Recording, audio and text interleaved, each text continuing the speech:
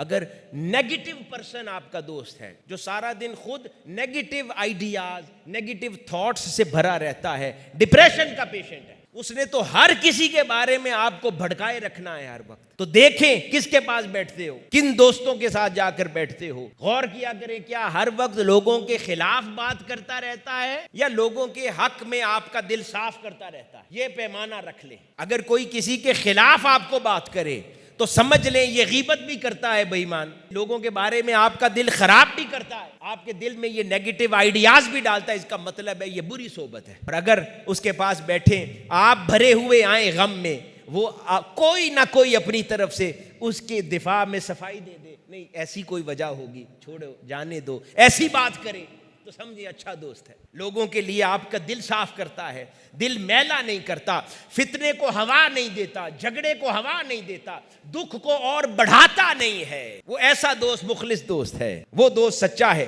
جس کے لیے آقا علیہ الصلوۃ والسلام نے فرمایا آدمی اپنے دوست کے دین پر ہوتا ہے، لہٰذا تم میں سے ہر ایک کو دیکھنا چاہیے کہ وہ کس کو دوست بنا رہا ہے. تو اچھے دوست رکھنا بھی ضروری ہے. برے دوست آپ کو معاشرے سے کاٹ کے رکھ دیں گے، کہیں کا نہیں رہنے دیں گے، بدنامی کی وجہ بھی بنیں گے اور معاشرتی تعلقات بھی تباہ کر دیں گے.